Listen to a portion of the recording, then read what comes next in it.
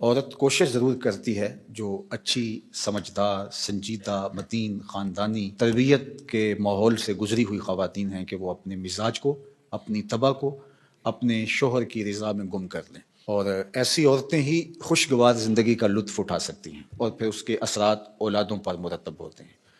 اور مرد کے حقوق کو بیان کرنے کے لیے اللہ کے محبوب علیہ السلام نے جو تمثیل بیان فرمائی ہے اور جو پیرایہ گفتگو حضور نے اختیار فرمایا ہے، اس سے بہتر ہو ہی نہیں سکتا۔ ہوا اس طرح کہ صحابہ حضور کی خدمت میں حاضر ہوئے اور کہا کہ ہمارا اونٹ دیوانہ ہو گیا ہے۔ فرمایا چلو میں تمہارے ساتھ چلتا ہوں۔ صحابہ کہتے ہیں ہم ڈرے، کیونکہ اونٹ جب دیوانہ ہو جائے تو پھر اس کو سنبھالنا آسان نہیں ہوتا، وہ سخت حملہ آور ہوتا ہے۔ تو خیر حضور تشریف لے گئے، ہم بھی حضور کے ساتھ تھے۔ جو ہی دروازہ کھولا تو اونٹ دوسرے کنارے پر تھا، دوڑتا ہوا آیا۔ تو حضور کی زندگی کتنی قیمتی ہے، تو صحابہ کے سینوں میں دل تھر تھر کانپنے لگے، لرزہ براندام تھے کہ جانور ہے نقصان نہ پہنچا دے۔ تو کہتے ہیں وہ جب قریب آیا تو حضور کے قدموں میں سر رکھ دیا، اللہ اکبر، اور سجدہ ریز ہو گیا۔ تو جب اونٹ نے حضور کے قدموں میں سجدہ ریزیاں کی تو صحابہ جو پہلے ڈر رہے تھے، اب ان کی کیفیت عقیدت اور بڑھ گئی کہ جانور ہو کے حضور سے اتنا پیار کرتا ہے، ہم تو سینے میں دل رکھتے ہیں۔ تو انہوں نے ایک جملہ کہا، نحن احق ان نسجد للنبی، حضور ہمارا جی بھی چاہتا ہے کہ ہم بھی آپ کو سجدہ کریں۔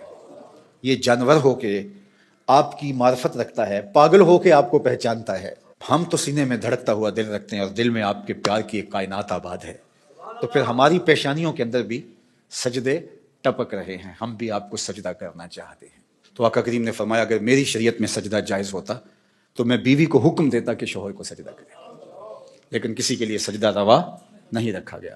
تو یہ حضور نے سجدے کی ممانعات کو بھی بیان کر دیا اور شوہر کے جو حق ہیں بیوی کے اوپر ان کو بھی بیان کر دیا۔ تو اس سے بہتر انداز گفتگو کا تکلم کا نہیں ہو سکتا جو اللہ نے اپنے محبوب کو عطا کیا۔ اسی لیے ایک دن میرے حضور علیہ السلام نے فرمایا انا افصح العرب، بات کرنے کا جو سلیقہ میں جانتا ہوں کوئی جانتا ہی نہیں ہے، گفتگو کا طریقہ جو میں جانتا ہوں وہ کوئی جانتا نہیں ہے۔ یعنی ایک جملے سے ان کی نفی بھی کی اور یہ بھی بتایا اگر جائز ہوتا تو شوہر کے لیے بیوی کو سجدے کا حکم دیتا۔ خاتون ہو جو اپنے شوہر کے حقوق کو پہچانے اور حضور کے اس فرمان کو سامنے رکھے تو گھر جنت کا ٹکڑا بن جائے گا۔ اور مرد کو حضور نے کیا نصیحت فرمائی؟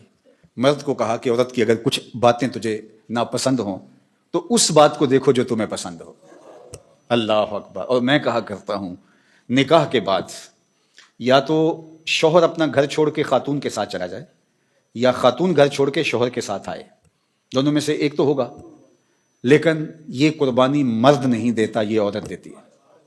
اور گھر سے جو تعلق خاطر ہوتا ہے، قلبی لگاؤ ہوتا ہے، گھر کی چیزوں سے جو موانست ہوتی ہے، جو انسیت ہوتی ہے، جو لگاؤ ہوتا ہے، وہ مرد کی نسبت عورت کو کہیں زیادہ ہوتا ہے۔ گھر اس کے لیے ایک عقیدت گاہ ہوتا ہے، لیکن اس بسے ہوئے گھر کو، آسودہ گھر کو کون چھوڑتی ہے؟ خاتون۔ کس کے لیے چھوڑتی ہے؟ شوہر کے لیے۔ مرد صرف یہ ذہن میں بٹھا لے کہ میرے لیے اس نے جہان چھوڑ دیا تو اس کی بہت ساری غلطیوں سے وہ درگزر کرے گا۔